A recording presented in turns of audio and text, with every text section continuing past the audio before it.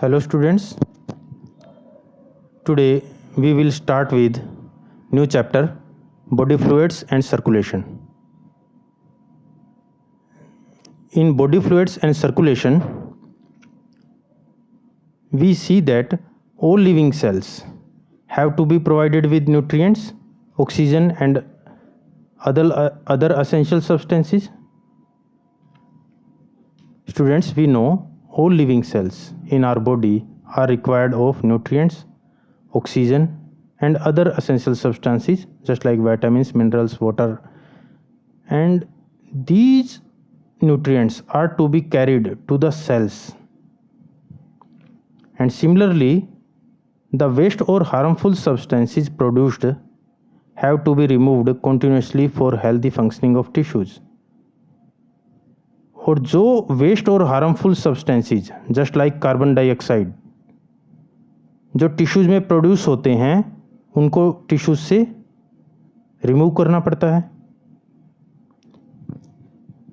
It is therefore essential to have efficient mechanism for the movement of these substances to the cells and from the cells. So students, for body it is necessary to have a efficient mechanism for the transport of these materials to the cells and from the cells, carriage of oxygen and nutrients to the cells and carriage of waste products from the cells. An efficient mechanism is required. Now, different groups of animals have evolved different methods for this transport. Students, different groups of animals, depending whether that is a simple organism or complex organism, they have developed different methods of this transport. For the transport of these material, different groups of animals have developed different methods.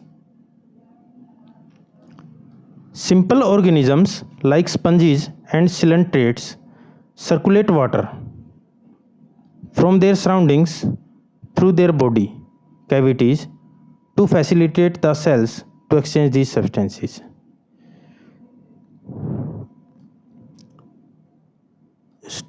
Students, simple organisms just like the coelentrates and sponges, they circulate the outside water through the body cavities, and the cells lining these cavities exchange the necessary material with the water circulating through these cavities.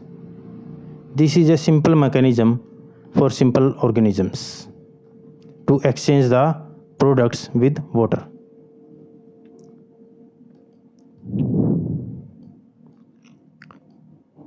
But more complex organisms use special fluids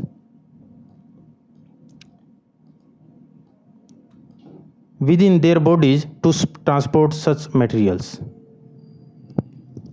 But students, complex organisms use special fluids in their bodies to transport such materials.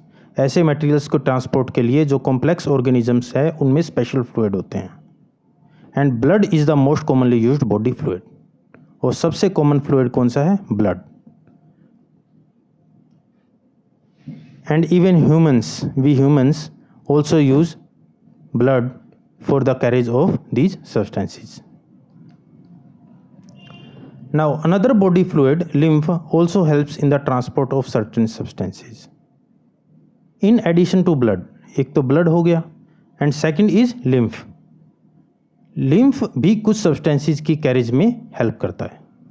And students, in this chapter, we will learn about composition and properties of blood and lymph as well as mechanism of circulation of blood. कि blood कैसे circulate करता है ये पढ़ेंगे और उसकी composition क्या है blood की और lymph की और उसकी properties क्या है ये सब हम इस chapter में continue करेंगे. Now first we will take blood. Blood is a special connective tissue consisting of a fluid matrix, plasma and formed elements. Blood, students, as you know, is a connective tissue and it has two parts.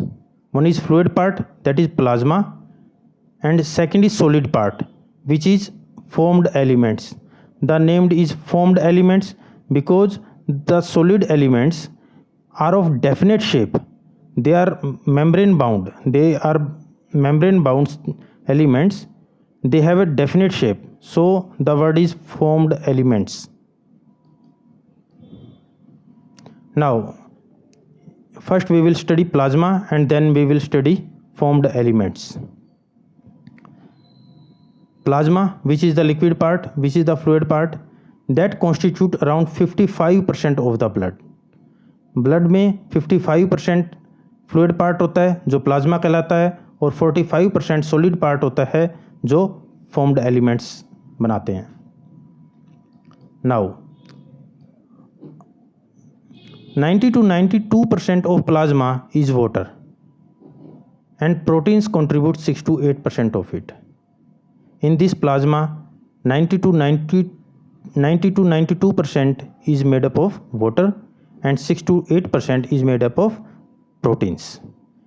And the main proteins are fibrinogen, globulins, albumins. These are the three major proteins. Now, what is their role?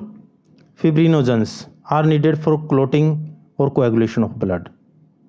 Students, whenever there is any injury or there is any bleeding in the body, there first comes the platelets.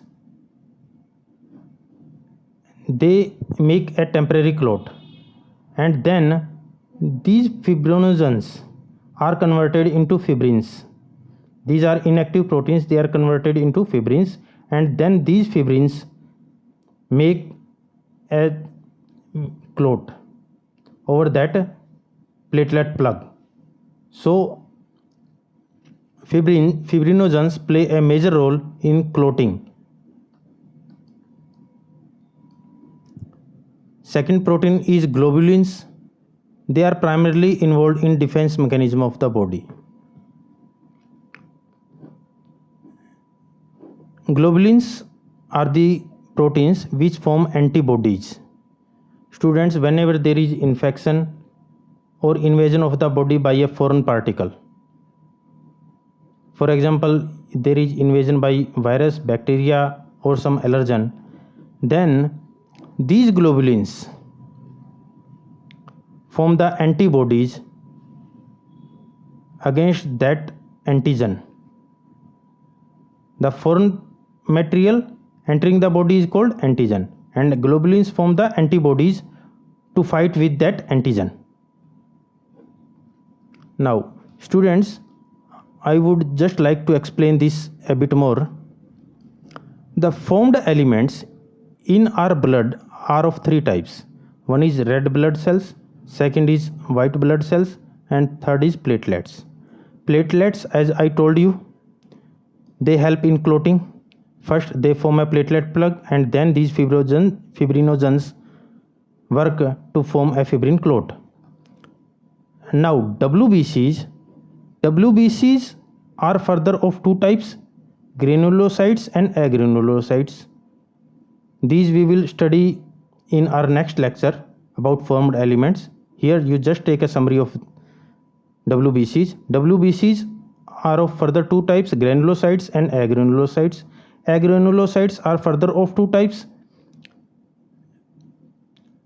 monocytes and lymphocytes, and lymphocytes are further of two types, T lymphocytes and B lymphocytes. Students, B lymphocytes, which is a part of white blood cells. B lymphocytes, which is a part of white blood cells, they form these globulins. The B lymphocytes, they sense the antigen entering the body. वो उसको sense करती है जो भी antigen body में enter करता है और उसके अगेंस्ट में प्रोटीन्स का निर्माण करती है, प्रोटीन्स को कॉन्स्टिट्यूट करती है and those proteins are called globulins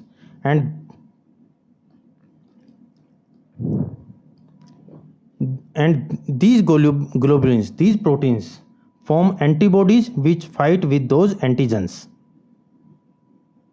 to get rid of the body from that antigen. Body को एंटीजन से बचाने के लिए ग्लोबुलिन्स एंटीबॉडीज बनाते हैं. This is the role of globulins. Now third type of protein is albumin. Albumins helps in osmotic balance. Students, albumins in blood, they produce the osmotic pressure. In capillaries, this I have made a capillary. This is its arterial end, this is its venous end. You know, a capillary is a bridge between arteries and veins. So at the arterial end, the blood pressure is 35 mm of mercury, whereas the osmotic pressure of albumins is 25. So the net difference is of 10. So with this net difference of 10, the fluid goes outside the capillaries. The tissue fluid goes outside the capillaries.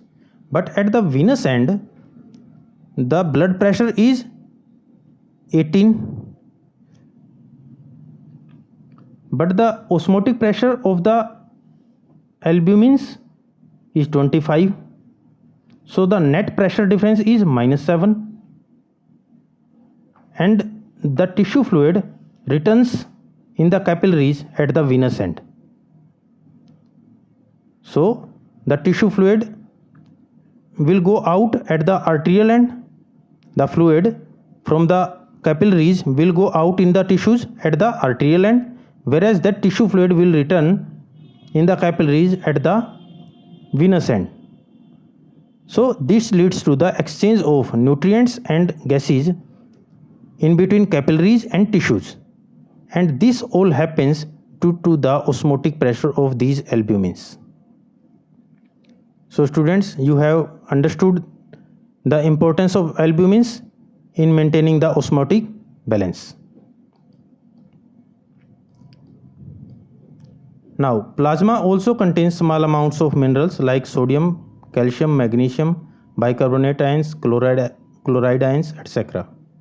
Glucose, amino acids, lipids are also present in the plasma, as they are always in transit in the body. And students, as you have learned, the nutrients from the alimentary canal like glucose, amino acids, lipids, and as well as the minerals, they are all carried by the blood and plasma portion of the blood to the tissues. Factors for coagulation or clotting of blood are also present in plasma in an inactive form. Plasma without the clotting factors is called serum. And students, there are clotting factors in the blood, and these are 13 clotting factors. There are 13 coagulation factors in the blood, and they are all proteins. And the first coagulation factor, factor 1, is this fibrinogen. And there are 12 more proteins in the blood which act as coagulation factors. These 13 coagulation factors helps in clotting of the blood. Whenever there is bleeding, these clotting factors helps in clotting of the blood, and the main factor is factor 1, which is fibrinogen, which I have told you. The rest 12 factors helps the fibrinogen in making the fibrin clot. And if you remove all these 13 clotting factors from the blood, from the plasma, then the fluid obtained is called serum. Serum clot नहीं करेगा, serum हमेशा fluid रहेगा, जबकि plasma को अगर हम छोड़ दें तो वो क्लोटिंग फैक्टर्स की वजह से क्लोट कर जाएगा. So students, this was for today, and if you have any doubts in this lecture, you can mention in the comment section, and if you want notes of this lecture, you can download from the description box. Thank you.